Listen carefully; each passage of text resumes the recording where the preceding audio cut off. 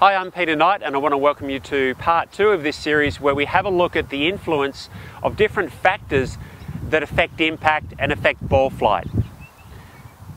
In part 1 we looked at controlling the club face, and in this video we're going to have a look at what happens with path.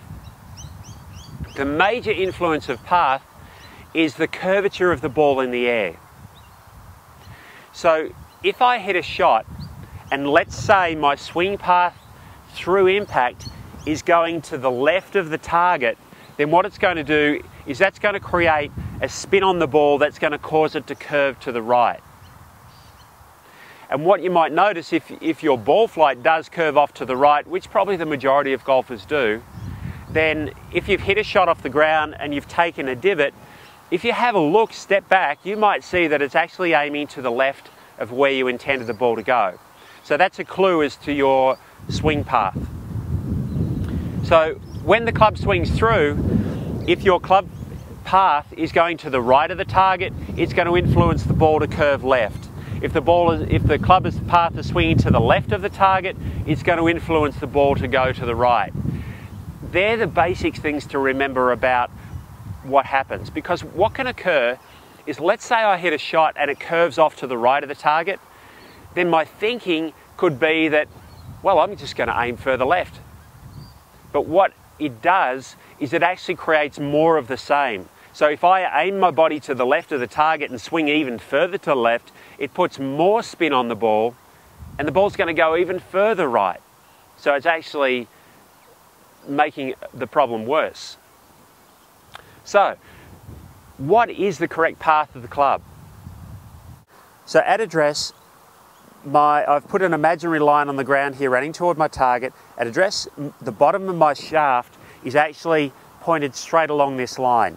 As I begin my backswing, the bottom of the shaft of my club is pointed to that line. When I get to here, it's pointed to the line out here somewhere. When I get to here, it's pointed to the club out somewhere near where you are. Now it's parallel to the ground and parallel to the clubs on the ground. As the club continues to swing back, the end of the grip now is pointed to this line on the ground there and continues to trace a line along it all the way back to the top of my swing. In the downswing, it's the reverse. The end of the grip points to this line, traces a line along it. Now it's parallel to it. As the club approaches impact, it's now the head end of the shaft that's tracing a line along here all the way through. So you can see from where you are, as the club swings back and swings through, it doesn't swing in a straight line. It actually follows a curved path all the way back and through. And analogies are used, things like I could be swinging the club on the rim of a bicycle wheel, or I could be swinging the club on the edge of a hula hoop or something like that. They're actually really good visuals to understand how the club swings on a curved path back and through. Getting the curvature right, a lot of the time, is going to be based around setting up correctly and turning correctly. So if we just review a couple of things about posture at address. When I set myself up here, I feel like I'm standing completely straight. My shoulders are back and down and my head's up. When I tilt forward, I'm going to tilt from the hips.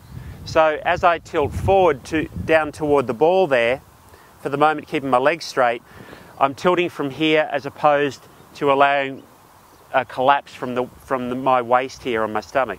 So I'm tilting forward, and then from there I'm going to unlock my knees. So correct posture checkpoints are that at address I've got a vertical line from the back of my shoulder, and it's going to run through the front of my knee and through to the end of my laces there. And that checkpoint is going to work regardless of whether I've got a very short club or whether I've got a club as long as, say, a driver. So that's my checkpoint, and if I've got good posture to start with, that's going to help me enormously in being able to turn correctly. Let's have a look at the third video, and coming up we're going to have a look at how the club should actually move toward the ground.